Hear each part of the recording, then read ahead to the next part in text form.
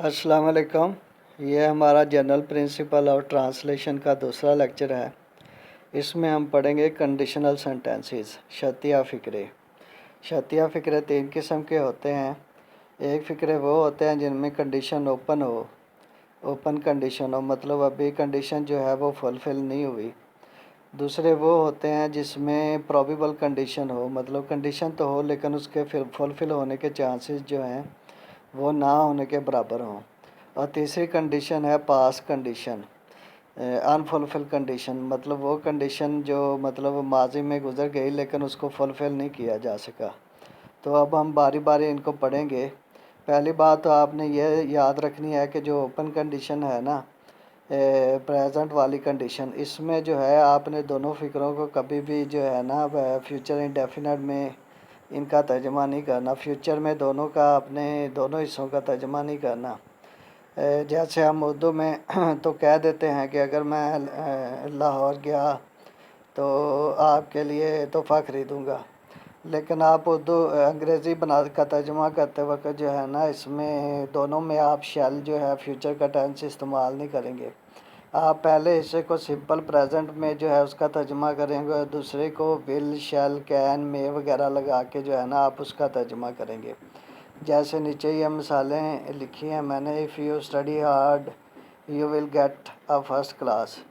ठीक है, पहले हिस्से को प्रेजेंट इंडेफिनिट में किया, दूसरे हिस्से को जो है फ्यूचर इंडेफिनिट में किया। You will get a first class, अगर तुम मेहनत करते हो तो वो पहली क्लास हासिल करोगे। इफ़ इट रेन्स, अगर बारिश पड़ती है, we shall postpone our picnic, हम अपनी पिकनिक जो है उसको पोस्टपोन कर देंगे।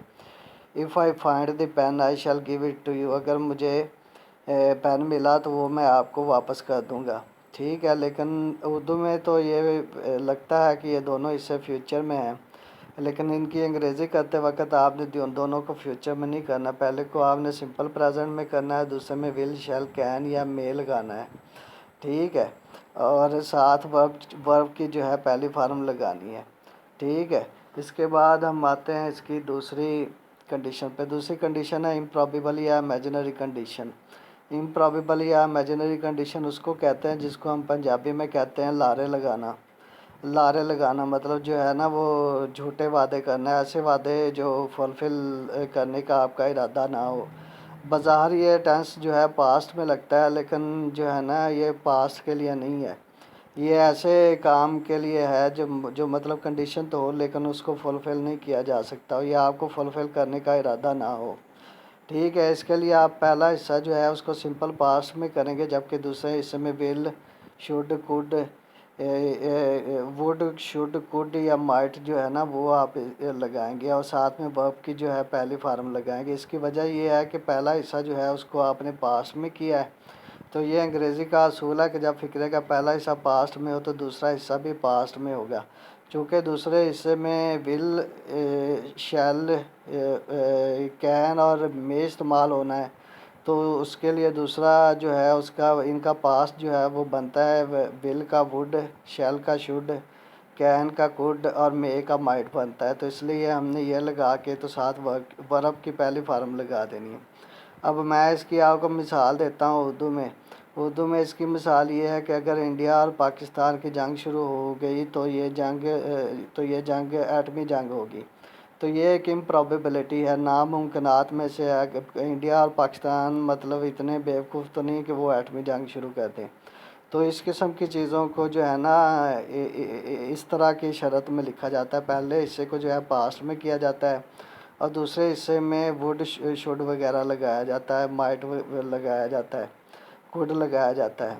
If India and Pakistan went to war it would be a nuclear one. If India and Pakistan went to war it would be a nuclear one. If Russia and America went to war over Ukraine, it would be a nuclear one, और it would be a third world war. तो इसको आप ये भी कह सकते हैं कि it would be a third world war. तो ये चूँकि ये एक नामुमकिनात में से है तो इम्पॉसिबिलिटी है इसमें, इसलिए आप जो है ना इसको दूसरा जो है कंडीशन का जो हमने असूल ये पढ़ रहे हैं इसके मुताबिक आप करेंगे। या आप किसी से कोई ऐसा वादा कर रहे हैं, कोई ऐसी बात कर रहे हैं जिसको आप जो है वो फुलफ़िल नहीं करना चाहते, या आप हज़ारा मजाक भी लोगों को कह देते कि अच्छा मैं ये चीज़ आपको खरीद के दूंगा, लेकिन आप वो काम करना नहीं चाहते, तो उसको जो है आप पास्ट में करके करेंगे। If you studied hard you would get a first class. अब इसमें वो ये कहना चाहता है कि आप जो है स्टडी करोगे करोगे तो नहीं, उसको लग रहा है कि ये बंदा नहीं करेगा, लेकिन फिर वो ये कह रहा है कि इफ़ यू स्टडीड हार्ड, अगर अगर आप जो है सख्त मेहनत करते हो तो आप फर्स्ट क्लास हासिल कर सकते हो। इफ़ आई वर यू, अगर मैं आपकी जगह पे होता, अब ये देखें ना कि इसमें प्रोबेबिलिटी आ गई, इम्पॉसिबिलिटी आ गई। वो ये कह रहा है कि अगर मैं आपकी जगह पे होता, I should not do that, तो मैं ऐसा नहीं करता। ठीक है, तो शैल की जगह पे शुड लगा दिया, और इफ़ आई वर इसको पास्ट जो है उसमें लगा दिया। If we started now we could be in time, अगर हम अब शुरू करते हैं तो हम वहाँ पे टाइम पे पहुँच जाएंगे। ठीक है, पहुँच सकते हैं।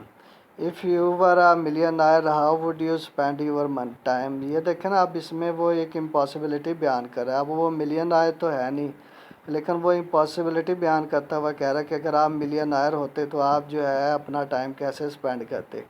तो इसको आपने प्रेजेंट टेंस में करके इस किस्म के फ़िक्रों का नहीं तर्जमा कर देना जिनमें इम्पॉसिबिलिटी हो, उसको आपने पास्ट टेंस में करना है, पास्ट इंडेफिनिट में करना है पहले को, या सिंपल पास्ट में करना है, जैसे ये दूसरे नंबर वाली मिसाल पे है इफ़ आई वर यू। ठीक है, तो आपने इसको पास्ट में करके तो अगले अगले हिस्से के जो हेल्पिंग वर्ब होगी उसको भी आपने पास्ट में चेंज करना है। अगर विल हो तो उसके विल हो तो उसको वुड में कर देना, अगर शैल हो तो उसको शुड में कर देना, अगर कैन हो तो उसको कुड में कर देना, अगर मे हो तो उसमें माइट में कर देना है।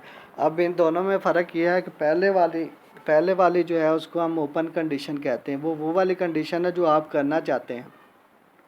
ठीक है, वो वाली कंडीशन है जो आप करना चाहते हैं उसमें, और इसमें फ़र्क ये है कि वो वाली कंडीशन है ओपन कंडीशन कि आप उसको जो है, ये वाली कंडीशन वो वाली कंडीशन है ओपन कंडीशन जो आप करना चाहते हैं, फ्यूचर में अभी होनी है और आपका पक्का इरादा है कि आप ये करेंगे, तो इसको जो है ओपन कंडीशन कहते हैं। और इसको प्रेजेंट इंडेफिनेट और दूसरे हिस्से को आप फ्यूचर इंडेफिनेट या सिंपल फ्यूचर जो है उसमें आप रख के करेंगे। और ये दूसरी वाली जो है ये आप करना नहीं चाहते, मतलब होगी ये भी फ्यूचर में लेकिन आप करना नहीं चाहते, तो फिर आपको इसके पहले हिस्से को जो है वो पास्ट इंडेफिनेट में और दूसरे को भी जो है आप पास्ट में ही रख के जो है उसका तर्जुमा करेंगे। अब आते हैं हम तीसरी कंडीशन की तरफ। तीसरी कंडीशन है अनफुलफिल्ड कंडीशन, मतलब वो माजी गुजर गया, उसमें आप कुछ काम करना चाहते थे लेकिन आपने नहीं किया। ठीक है, तो उसको कहते हैं अनफुलफिल्ड कंडीशन, मतलब जो काम करना था वो ना हो सका। If you had studied hard, इसका तरीका ये है कि पहले हिस्से को आप पास परफेक्ट में करेंगे और दूसरा जो हिस्सा है उसमें आप वुड शुड कुड माइट के बाद जो है आप परफेक्ट इन्फिनेटिव लगाएंगे। परफेक्ट इन्फिनेटिव का मतलब ये है कि आप वुड शुड कुड माइट के बाद आप हैव लगाएंगे और हैव के बाद जो है आप वर्ब की तीसरी फार्म लगाएंगे। वुड शुड कुड माइट के बाद आप हैव लगाएंगे और हैव के बाद वर्ब की तीसरी फार्म लगाएंगे, जबकि पहला हिस्सा जो है उसको आप पास्ट परफेक्ट में करेंगे। If you had studied hard you would have got a first class, अगर तुम मेहनत करते तो तुम पहली क्लास हासिल कर सकते थे, फर्स्ट क्लास हासिल कर सकते थे या पहले नंबर पे आ सकते थे। If I had tried again I should have succeeded, अगर मैं दोबारा मेहनत करता तो मैं जो है कामयाब हो सकता था। If I had seen him I could have saved him from drowning, अगर मैंने उसको जो है वो देख लिया होता तो मैं उसको लाजमी डूबने से बचाता।